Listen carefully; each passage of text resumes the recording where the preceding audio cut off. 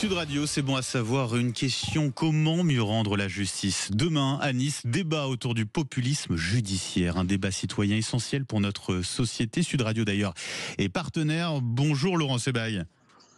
Bonjour Benjamin Glaise. Et merci d'être avec nous ce matin sur Sud Radio. Magistrat, vice-président de l'association Amour de la justice et co-organisateur donc cette association de ce débat.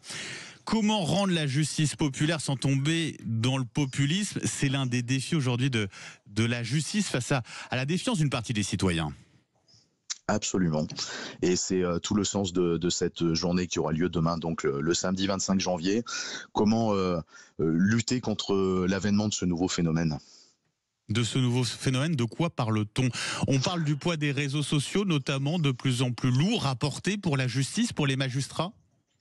Absolument. En fait, ce qu'on essaye de mettre en évidence, c'est qu'aujourd'hui émerge, et on l'a fait dans un livre qui s'appelle Justice partout, justice nulle part, qui a été publié en 2023 avec l'association Amour de la justice. On a décrit ce phénomène qu'on appelle le tribunal populaire en ligne, où on constate que des affaires sont jugées par l'opinion publique, et ce avant même que les tribunaux n'aient pu rendre leurs décisions. Et nous avons estimé que ça représentait un danger important notamment pour la présomption d'innocence, la réputation des individus, mais également pour la sérénité de la justice, qui a besoin de pouvoir fonctionner en toute indépendance et de travailler sereinement. Et on constate depuis qu'on a publié ce livre que ce phénomène a été largement amplifié par la viralité des informations et l'absence de modération sur les réseaux sociaux et sur les plateformes numériques, ce qui soulève des questions cruciales pour nous, ne serait-ce que pour pouvoir garantir un procès équitable à tous. Et ce phénomène a également été accéléré par des discours populistes qui sont souvent portés par des personnalités publiques.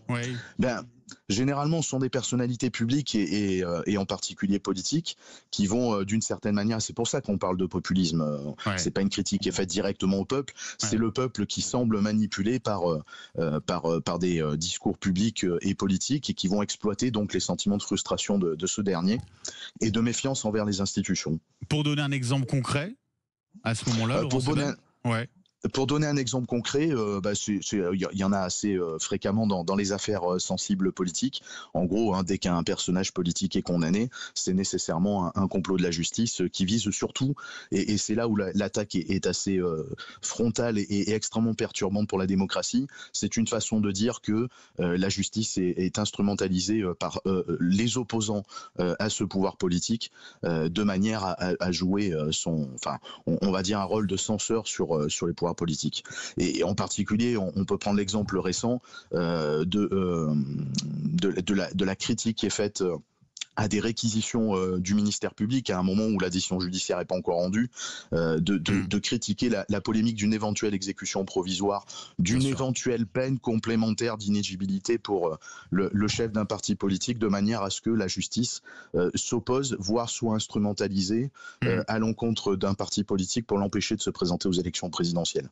Voilà, il y a des tas d'exemples qu'on égrène dans ce livre et dont on parlera évidemment samedi sur les plateaux télé qui succéderont. Donc demain, ce sera notamment sur YouTube pour ce débat autour du populisme judiciaire à Nice. Laurent Sebaille, merci d'avoir été avec nous ce matin sur Sud Radio. Magistrat, vice-président de l'association Amour de la justice qui co-organise ce débat. Très bonne journée à vous.